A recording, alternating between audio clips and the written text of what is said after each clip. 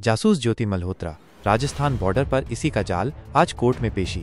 पाकिस्तानी जासूस ज्योति मल्होत्रा का मामला गरमा रहा है। राजस्थान एसआईटी ने उससे बाड़मेर में पाकिस्तान सीमा के पास उसकी संदिग्ध गतिविधियों को लेकर कड़ी पूछताछ की है। आरोप है कि ज्योति ने पाकिस्तान के लिए जासूसी करते हुए राजस्थान के कई चक्कर लगाए, यहाँ तक कि उसने मुनाबाव रेलवे स्टेशन जैसे संवेदनशील इलाकों के वीडियो भी बनाए।